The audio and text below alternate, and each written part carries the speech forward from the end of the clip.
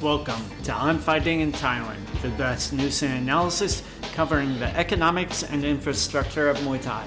I'm Matt Lucas, journalist, commentator, and ex-Muay Thai fighter. Make stronger fighters, make stronger people. Today we will be talking to Pari Aryafar as part of our series on career development. If you'd like to reach me, you can follow me on Instagram, Matt Lucas Muay Thai, or email me at a.matt.lucas@gmail.com. Thanks to all the people that have supported me so far, sharing the podcast, leaving reviews, etc. If you'd like to leave a review, that would be super helpful. You can do so on the iTunes store. After years of hard work, studying, and being in the game, I published a Muay Thai encyclopedia. It is called On Fighting in Thailand, a guide to the sport in the motherland. It is a clear guide that goes over scoring, matchmaking, picking a gym, fight styles, gambling, and more. It also has a series of interviews with long-term expat fighters, including Michael Savas, Willie Whipple, Lisa Brealey, Angela Chang, and others. It's intended to help guide and educate people about careers to help save you from costly mistakes. You can pick up a copy off of Amazon. Just type in "On Fighting in Thailand." There are also links on my Instagram and on my website. Thanks as always to Patrick Rivera for helping me get this show started. So thank you, Pari, for coming on the show today. How are you doing? I'm doing well. How are you, Matthew? Yeah, I'm all right. So you have definitely, I feel, built a career in the sport, not as a fighter, not as a gym owner, not as a promoter. How do you describe your career and what you do in the sport? I think for sure, definitely as a photographer and a media person, I have my master's in writing. So for USMF, I still do quite a bit of writing for them. And now I'm entering into some video work. Mm-hmm. And do you feel like the term creative covers what you do, or do you feel like, oh, you're a photographer or you're a journalist, or how would you best describe yourself as well? Yeah, I guess creative is a good word. I think that's a pretty broad description. There's things that I can do like making graphics and stuff, but um it's not what I'm hired ever to do, if that makes sense. Like I Hmm. know how to do some things, but there's things that I'm a lot better at. Yeah. Well, I would say that you have a broad range of skills. Like you said before, you've done a lot of photography, I think, which you're very well known for. You've done some journalism, and now you're doing video editing as well, plus other skills. Did you originally plan to be sort of this creative in the world of Muay Thai, or is it something that just happened? It just happened when I was in grad school in New York. I hated my job because I worked as a personal assistant for several years, and especially in New York, it's a very soul crushing job. And with a master's degree and going to grad school, all my friends were getting hired by publishing houses or writing books, and that wasn't stuff I wanted to do. My dream was always to become a journalist, maybe writing for New York Times or something like National Geographic. Like I always wanted to travel, and I was very interested in my teammates and other fighters in the community, so I started interviewing them, and then from there it took off. Yeah, and you've done a lot of interviews. You've traveled pretty much everywhere around the states. Then also you've done IFMA games in South America, correct? No, no, just in Thailand and in Turkey. Hmm. And then also you are now based in the Netherlands, so that's a fair amount of travel. But maybe it's something that you fell into, but obviously as you've gone along, you've made more and more choices to go down this career path. Why did you decide to do that? When the best way I think to answer this is, when you think of what you want to accomplish with your life, I think if you focus on very specific things, like I'm going to become X, Y, and Z. I think sometimes as you get closer to that, it's not exactly what you wanted, or things don't go the way that you hoped. Like, for example, like I said, I moved to New York. My dream was to work for the New York Times. I tried to get internships to the Times. I tried to connect with people. It was never something that really was in my path. But when I thought about the bigger picture, like, what do I want to do? I want to travel. I want to talk to interesting people. I want to live a life on my own terms, and I do something that I love, that this is the direction that I was led to. What I do most of the time is, right now I have 3 jobs that have nothing to do with Muay Thai and everything to do what I went to school for.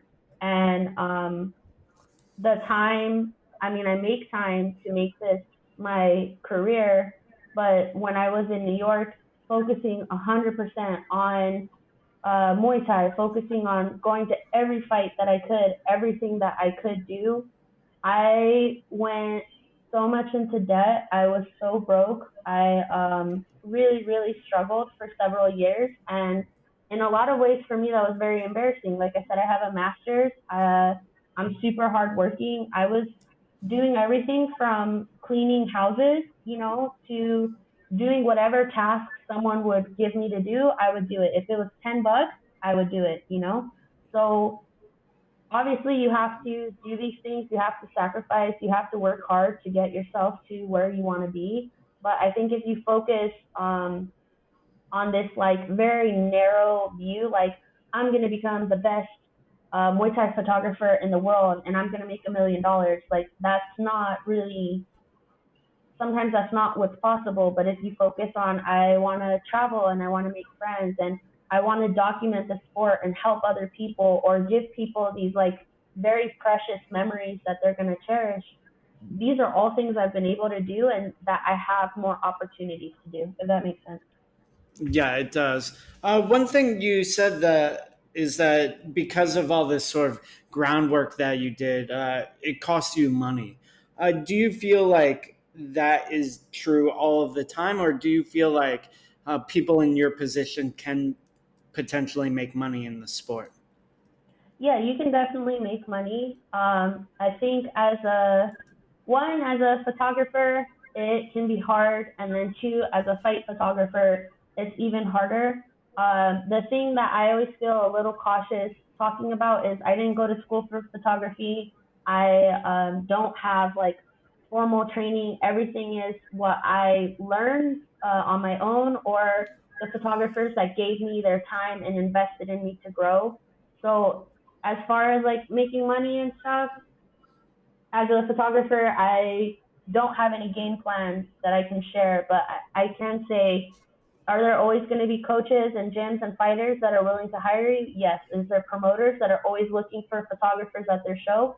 Yes. If you can connect with a team that's willing to invest in you, there's always opportunity. You know that I came from Hensel Gracie in New York, and at the beginning, my pictures were complete shit, and the way that I carried myself was very, very small, and so afraid to do the wrong thing, say the wrong thing, be in the wrong place. And over time, my coach Joe Samperi, he gave me a lot of opportunities. He had me come to the gym, shoot the training, shoot everything, like gave me complete full access. And with that, I was able to improve. And sometimes it wasn't the fighters hiring me; it was people who are, normal training, going to learn a skill or just work out, who saw what I was doing and they said, "Hey, I might not ever get photos of me training. Would you mind? Can I hire you?" Or people who were there that said, "I like the way you take pictures. Will you take pictures of, my engagement?" Things like that that were very unexpected, but it helped me and it gave me some income. So, like I said, having this very narrow view, sometimes you miss things that could help you. Like if I said, no, I'm just a Muay Thai photographer, I'm just a fight photographer, I'm not going to do photos of your engagement. I think I counted on myself a lot. I trusted myself a lot to take chances and know that I'll figure something out. And if it doesn't come out the best, I can fix it or I can make it work, you know? Hmm. Yeah, that makes a lot of sense. So, sort of not just relegating yourself just to being a fight photographer, especially in the world of Muay Thai, there's a lot of different options. Um, one of the things that I remember you talking about was, with the story of Renzo Gracie and your coach Joseph Sampari, just sort of giving you this first step. What skills do you think you developed over time to help you get to where you are? I wish I could say I have a tough skin, but I don't. So that's not one. Like people hurt my feelings very easily.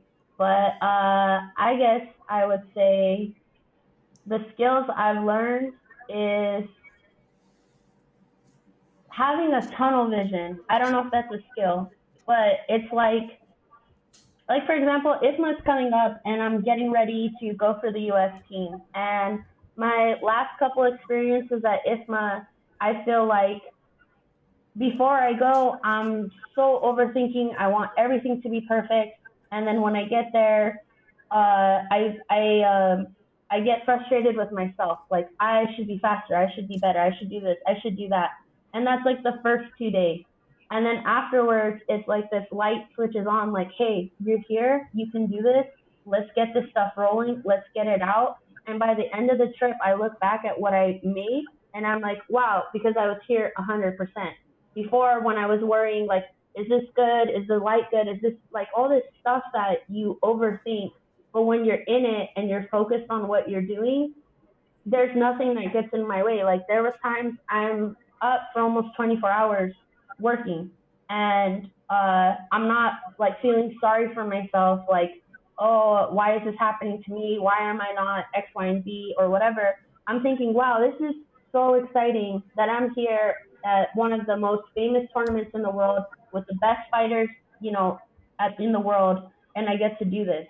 So I think shifting my perspective, being less hard on myself, and being really grateful for the moment. I don't know if these are skills, but I think it's something that a lot of people could take away from. One of the reasons why I love what I get to do is, especially coming from New York, working as a personal assistant, doing all the things that I did. I hated my job and I hated my life. And now where I am, I'm just super grateful and super excited to go do all these things, whether it's a fight in someone's backyard, like a backyard show, or at IFMA. I'm always excited to be there. And you talked about a little bit um, working at IFMA, and you've done out here in Bangkok once and Turkey as well. So this is obviously another project for you. How do you go about creating these projects, and what do you think they do for your career? So I guess the difference between IFMA and like my own personal project is IFMA, I go on behalf of the United States Muay Thai Federation, and before I go, um, I talk with Jeff Doheel, who's the chief brand officer, and we make a game plan. And while I'm on the ground, he's there to support me. He's there to point me in the right direction, and we work as a team to take the photos, edit the photos, get them up, get them out, and then go about the next day. Like it's a very, I don't know how else to say it, like news kind of process, journalistic kind of process, and it's something he takes very seriously. So that, which I appreciate because it's not, oh, go take pictures and let's see what happens. It's we have a strategy, and from before I even leave till a few weeks after, we are following a formula of how we're going to post and how we're going to work. So there's definitely a game plan. And when things kind of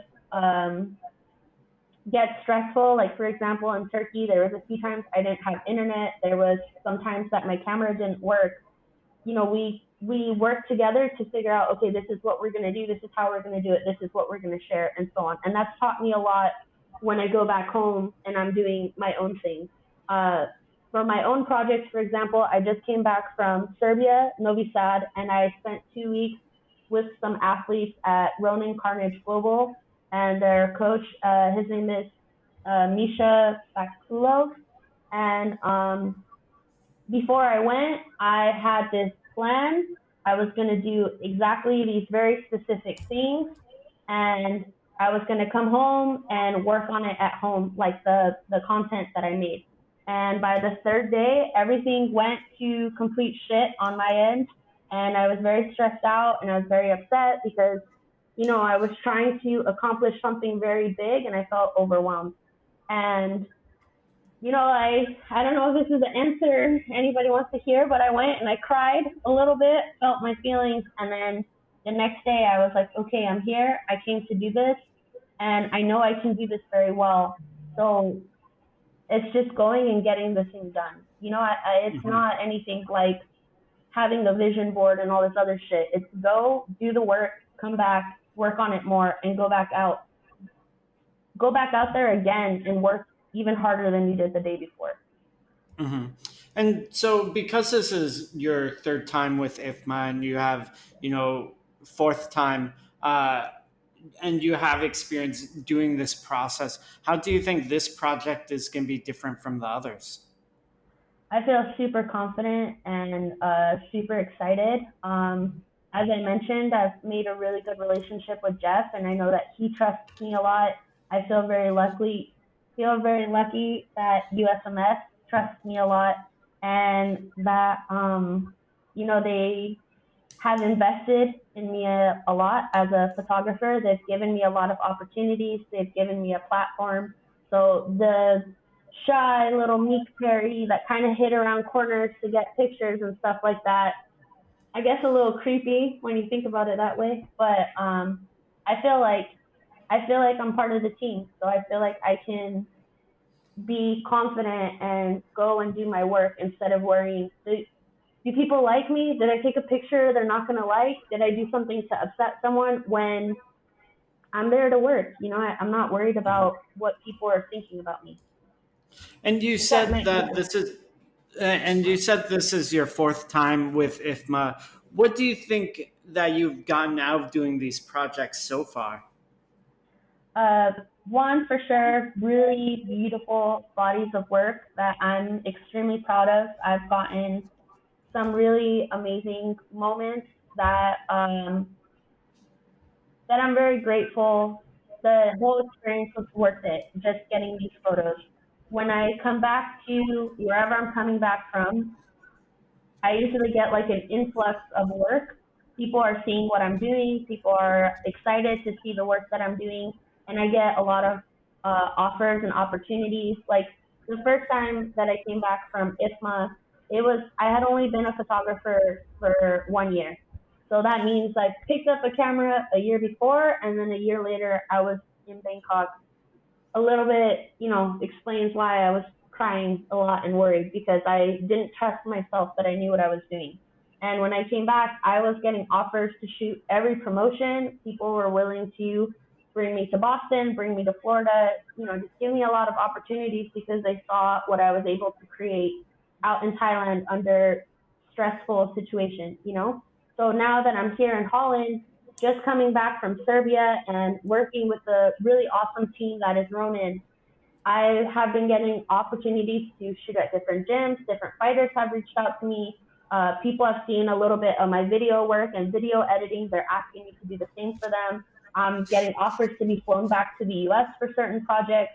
So, like I said, if I focused on, like a monetary aspect of things, I don't think I'd go very far. But if I focus on the opportunities such as traveling and working with great people, I'm really getting that in abundance. Yeah. You said you don't really focus on the monetary aspect, but it is important. How do you deal with that, and what is sort of your outlook on it? So, as I mentioned at the beginning, I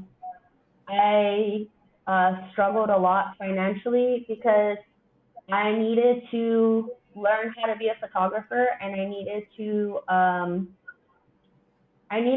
improve, and I wanted to improve quickly. So my whole days were filled with shooting, with editing, with trying to learn. It's almost like going back to school, but this time there's no financial aid, you know? And I think also something I've learned now, at the time, I didn't feel like I was good enough to charge very much. And also, as you know, a lot of the times fighters or coaches or sometimes promoters, they're putting everything they have for that opportunity for themselves. So sometimes paying a photographer isn't always possible. And there's other times that it really is. So it's just kind of knowing what the situation is. Now, as I mentioned, I do work 3 jobs. So I am still busting my ass to be able to get to do what I do. But now I'm being hired by here in Holland, they have a specific authority from the government for fighters, and I've been hired by them. I've gotten hired by different teams, different brands involved with fighting. So the opportunities do come, but as far as like surviving on just being a fight photographer, there's very, very few photographers I know that are able to do it, even at the highest levels. And I have friends that work for some of the best promotions in the world that have multiple jobs just to get by. Some in Asia, some here in Holland, some in the U.S. So I know that it's not just, oh, I'm not asking for enough or my work's not good enough. I think just in the realm of fight sports, it can be a little tough to just make this your one and only thing, you know? Yeah, I think you mentioned a lot of really interesting things there. First, the sort of you basically did an internship period where you were doing all this work. One thing I wanted to know is, do you think it's necessary? Like, is that something that everyone needs to do in order to sort of have a something of a career in the sport? Then I had a couple other follow up questions as well. As far as internship, like I guess like unpaid internship, I think this is kind of hard to answer a little bit, but from my own experience, I didn't know what the hell I was doing, and a lot of what I was making was not quality work. I think like I was capturing moments, but the pictures were blurry or very grainy, and still there were people that were willing to pay me to do work. So I think really it's just dependent on what someone views about themselves, because there's times I look back that I was like, wow, this was actually pretty good, but they didn't pay me for it. I wish they paid me. You know, I Hmm. guess the answer is if you can get paid, do it. If you can get something from it, do it. There's people who are not like me, who are trained photographers, and then they start shooting. Yeah, 100%. Get your money. Don't do stuff for free if you know what you're doing, you know. And then there's other times that I think if you're like me, where I was just shooting at the gym, wanting to get better. Someone answered this in a better way that I'm going to quote him. It's Anthony Gethers, who's a really amazing photographer. He's been in the Times. He's done stuff for UFC. He's even done stuff for Instagram. Extremely, extremely talented. And he gave me the advice when I very first started. Like, if something's your own personal project, the stuff I did in Serbia, or the things I do with certain fighters here and in the U.S. You don't ask for money because that's your thing. That's your art. You're working on that. But if someone asks you to do something, always try to get paid. And that's the Hmm. best way I can answer that. And have you always felt comfortable charging people, or have you sort of waited for people to contact you about doing projects, or have you gone out sort of looking for work? And what is I that guess process like?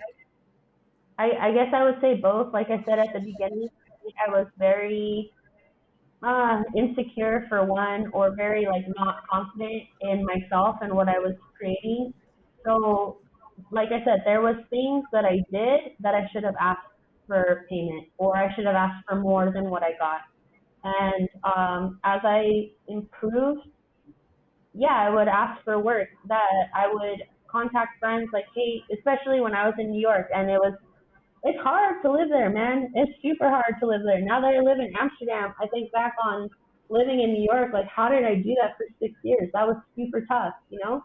But I would talk to friends, hey, do you know anybody who could use me? Or I would post up uh, that I was available for certain times. And as I started traveling more, I started getting more opportunities. The year before COVID 2019, I was gone almost every weekend in a different city, a different state, or a different country. And when I'd come home, I was always packed with work because people were bringing me to their fights. People wanted me to shoot at their gym. People wanted me to do different things. And for a majority of that, I was getting paid. So I think the harder that you work, the more that you put yourself out there, the more that you ask, the more that's going to be given to you, you know? And a couple other follow up things. You said sometimes promoters don't necessarily have it in their budget to pay photographers.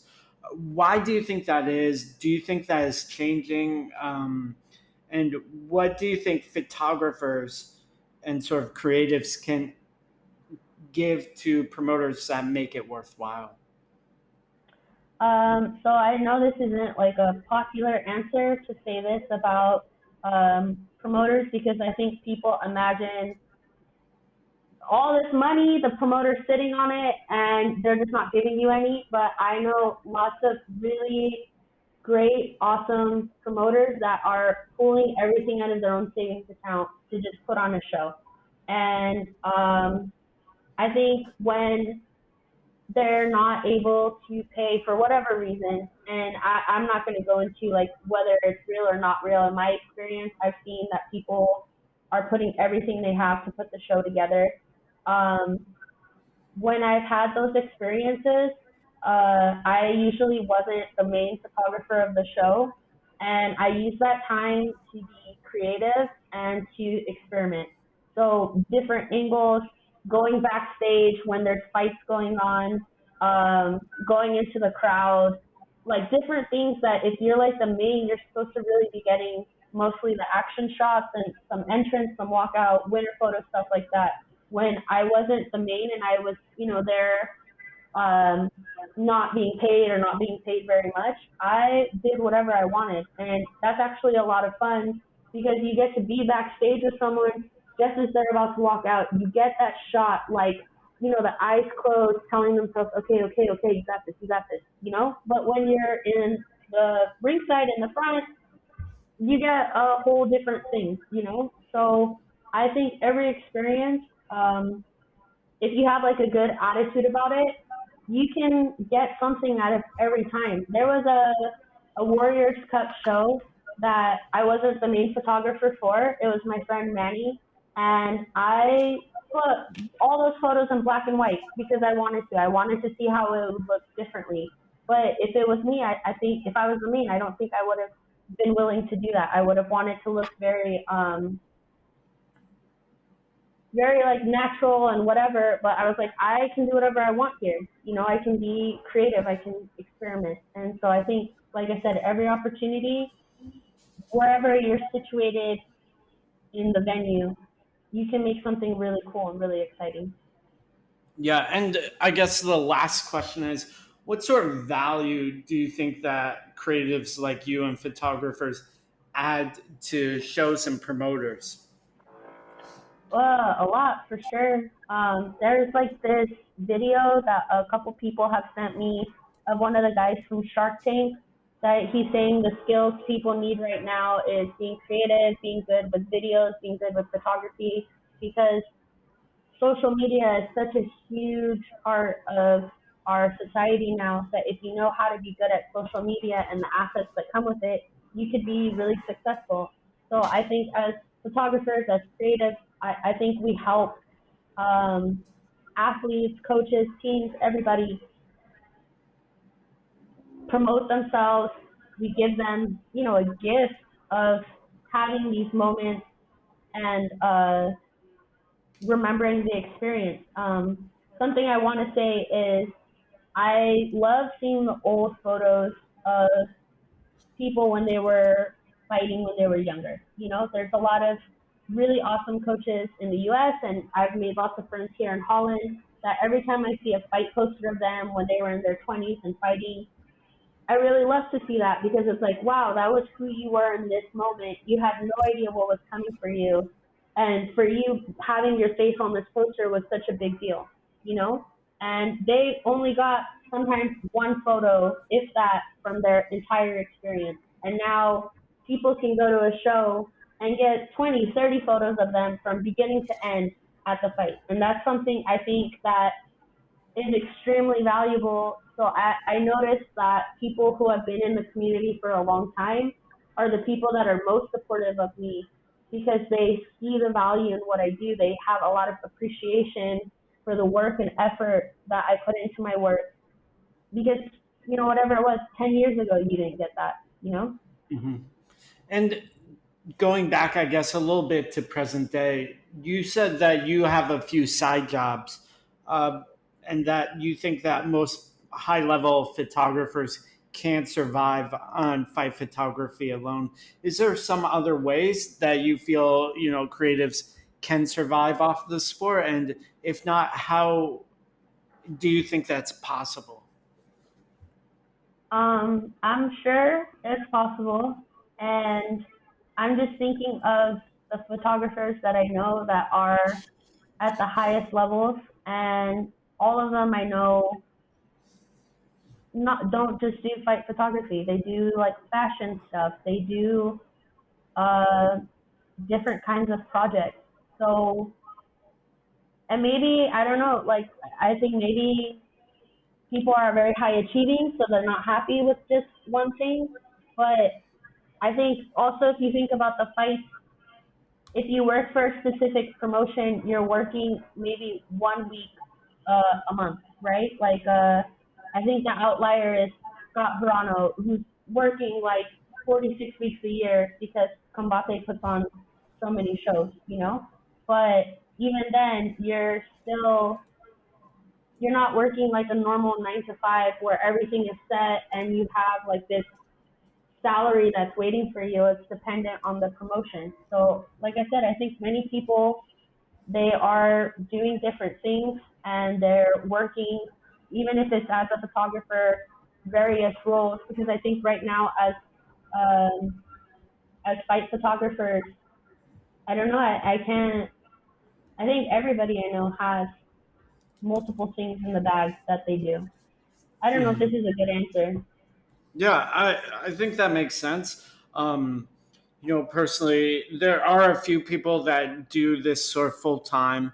Like SM out here in Thailand does sports photography, mainly Muay Thai photography full time. There's other people that have sort of segued it into their own sort of projects. Muay Thai XL. Who is one of the owners for Primo. There's other people in that sort of area where they take their creative work and attach it to a brand or do something like that in order to sort of make money. Um, but and then there's also people like for one championship, the creatives that are doing the social media all the time, because they definitely have a team or someone's making all their memes and all their TikTok videos. There is an element of creativity involved with that, and I think like just like you were saying with the Shark Tank video, that these skills of being creative, of photo and video editing, are becoming more and more important. Yeah, and I hope that that opportunity is present for more creatives and more photographers going forward. You know, I just from maybe it's because I've worked only in the U.S. and now in Holland. My experience is different than people who are based in Thailand or in Asia, but it could just be like capitalism shit. I don't know. Yeah, I mean, I'm not saying it's easy, but I prefer to think of it as a possibility, as something Yeah, that definitely. we can definitely do. Just looking around at the landscape of uh, Muay Thai and the way people's careers are developing, people are developing their careers, and not just as fighters, not just as coaches, not just as gym owners. So one of the reasons why I wanted to interview you is because I do think that you have a successful career in the sport. Is it the only thing you're doing? No, but is it a big chunk of your life? And you know, it, I assume you make a decent amount of money off of these projects, whether they're personal or business. I mean, you have your website with a lot of photos on there. That must generate some revenue, plus some of your other projects as well. I guess it's when you're in it, you feel like you're not doing enough or you're not working hard enough. So it's nice. This is the nicest thing you've ever said to me, that that you think so well of my career, because how I see it is all the ways I want to get better, all the things I could do better, all the ways that I could work harder. So it's really nice to hear that you think so highly. No problem. I wouldn't say if I didn't believe it. I guess going back to some of the career stuff, obviously one of the big problems is the monetary one. Um, do you feel like there is some sort of solution for that, or are there possibilities that you can do in the future, or that other creatives can sort of do? Yes, I think if I could go back to like my younger self, even though I wasn't very happy with some of the things that I created, obviously you can tell the feeling is still here, where there's things I wish I could do better. I would tell myself, if you can charge more, do it. In general, like there was an example one time, there was some coaches that asked me to do a photo shoot for them, and I charged them, I think, something very low because I was afraid, like, what if I don't do a good job? And at the shoot, he told me, hey, you're worth X amount of money. Like, you really undercharged us. Like, we want you to be charging more because you're worth more. Like, don't undersell yourself or try to do us any favors. Like, we're asking you to shoot us because we want to support you. And I wish that when I look back at my time in New York, I was more aware of that, like how much people were willing to support me. And, I did a good job, like there's things that could be better always, but I did a good job. So I think one, ask, don't undersell yourself or give everybody the homie discount because you're not sure if it's good or whatever. If people really see value in your work, they're going to be willing to pay for it. And I think as far as getting more money into the sport, you and I are both working on this book and about USA Muay Thai, and I've interviewed several coaches who have been around since the beginnings of Muay Thai in the U.S. And I asked all of them, what do you think we can do to get more money in the sport? And everyone has a different answer. Some people think getting sponsorships. Some people think promoters paying more. There's lots of different answers. So as far as my opinion, I don't really know because I'm here in Holland where fighting is the big thing, kickboxing, and I still know fighters here that are struggling, and I know other fighters that are super well off, and it doesn't matter what their championship status is or what they have going on. It's still hard for them. And I know fighters in Thailand who, some of them are doing really well and some of them are still struggling. So as far as an answer, I don't really have one. I just hope as Muay Thai in general becomes bigger and more accepted and more well known, more opportunities come for all of us. If Versace is wearing Muay Thai shorts on the runway, people are finding out about the sport. Yeah, you brought up a lot of good points there. Something that I wanted to ask you about, though, is originally you were afraid to charge more, or you sort of undervalued yourself. Do you feel like when people undervalue themselves and sort of lowball their own prices, that the general market and valuation for people that are doing creative work goes down, or do you feel like your personal choices impact the larger prices and market of work? That's also, I think, hard to answer because, yeah, for sure, if you're not charging a lot and then your friend is charging a little bit more, and someone who just wants something, they don't care what it looks like, they're going to go for the person who charges less. That's 100% the case, you know? But when I was shooting in New York, at least what I was doing specifically, like not counting boxing, not counting other stuff, Muay Thai, there was a handful of us, and I think I don't want to speak for anybody else. I think though it's not. I don't know if there was so many opportunities, if that makes sense.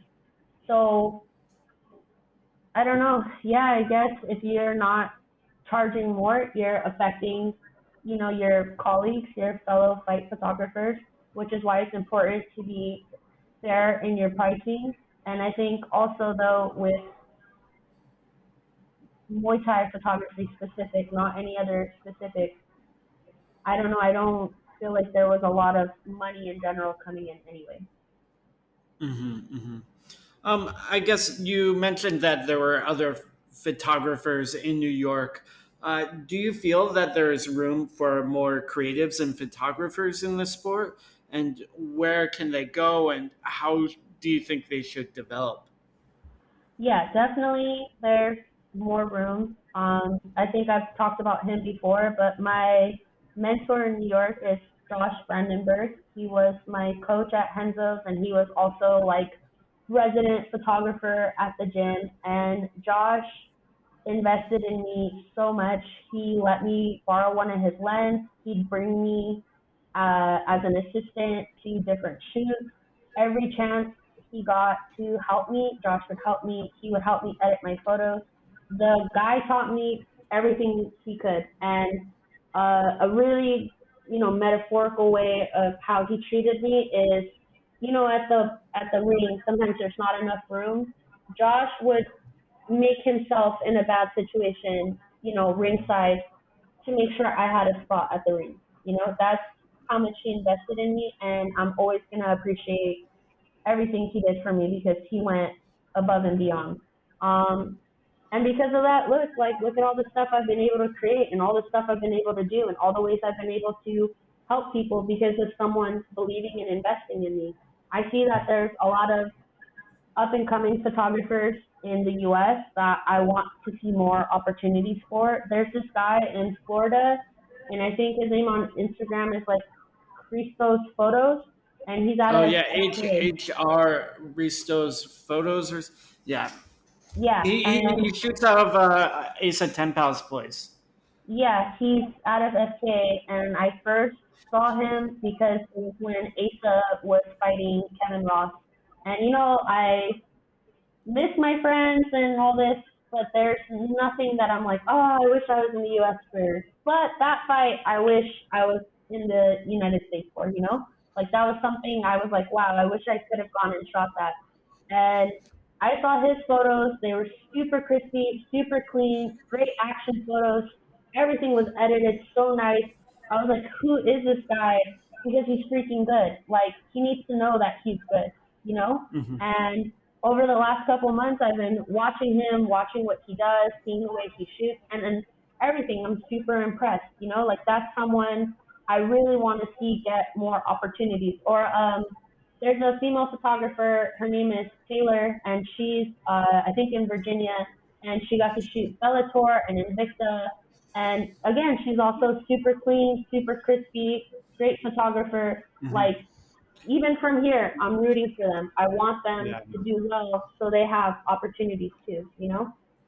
and that's for people out there in internet land. That's Taylor Sims.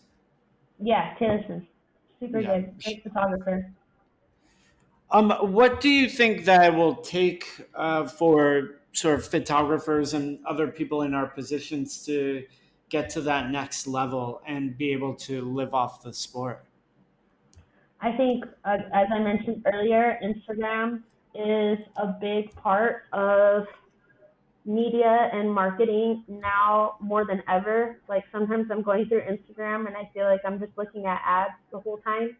And I think people are recognizing how much value it has, so they're willing to invest in it. And I'm just hoping with time that money comes in. Like I think if I asked businesses 5 years ago, hey, will you pay me to run your Instagram? They'd say no, we can do it. And now that's like a real opportunity. People are willing to pay for photos just to have it on Instagram, you know? So I think just the direction that our world is going is going to become something people are investing in anyway. Great. Well, just wrapping things up, is there anything that you wanted to talk about that we didn't get a chance to talk about? I'd like to talk about my project a little bit. Oh, yeah, I'd love to hear about your newest project. Is this where you turn off the podcast and then I'm just kidding.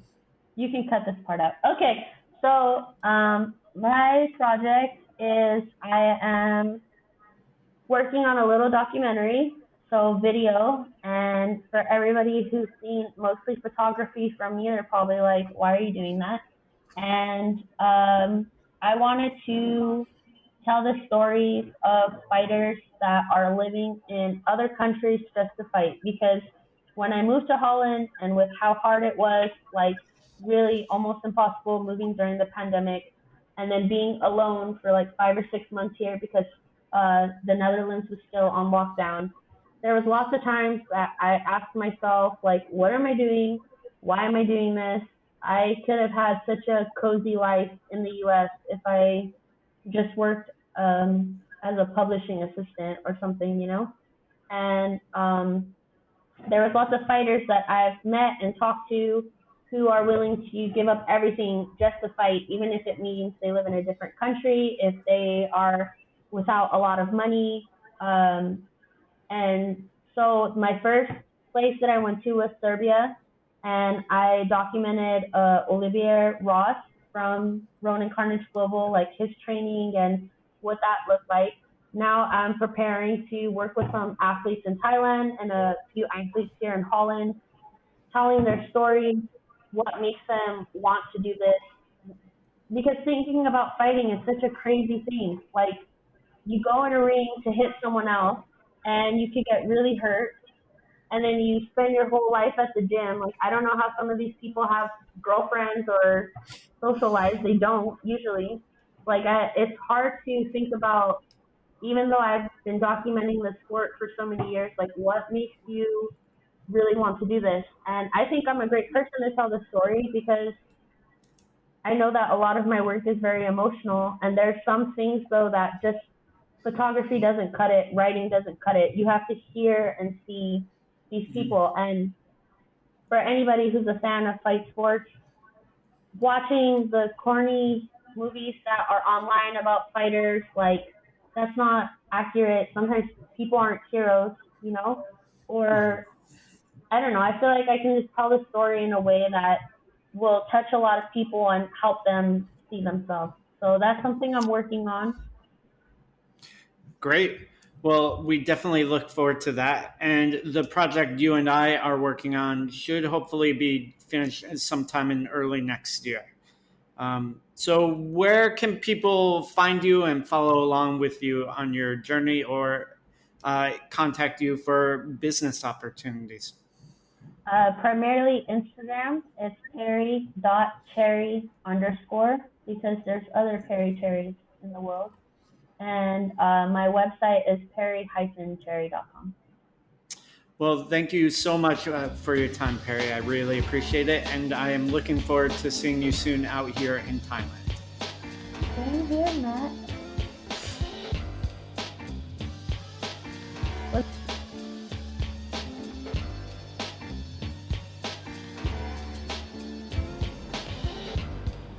So I wanted to interview Pari because I think she's done an incredible job with her career. She started off, as she describes in the show, with having no skills whatsoever, and she went on to shoot for a lot of high-profile shows, including Glory. She's traveled internationally, shot at the IFMA Games several times, and she's recently moved to Holland to continue to pursue a career in sports photography and being a creative in the sport. So I think she's a real inspiration, and she has a lot of knowledge that she can share with people.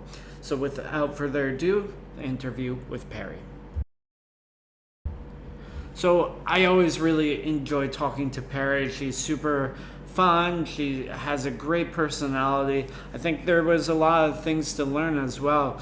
The Shark Tank analogy where she talks about the CEO of Shark Tank talking about how important it is now for people to have, photo skills, to have video skills, to have creative skills. There's just a huge growing economy of creators and content marketers that are growing, and it's happening in the general economy. I think it's showing up in the world of Muay Thai and the sports world. I think there's a lot of really important things that she said about understanding how to work with promoters, doing projects, sometimes personal projects, and having that create a influx of work because of the exposure from these projects. So I definitely appreciate Pari, and I'm looking forward to seeing her new project based on her experiences in Serbia and around the world. Also, she will be out here in Bangkok soon, so I'm sure you will see more of her content soon. So thank you so much for listening. As always, this has been I'm Fighting in Thailand, best news and analysis covering the economics and infrastructure of Muay Thai. I'm Matt Lucas, journalist, commentator, and ex-Muay Thai fighter. Make stronger fighters, make stronger people.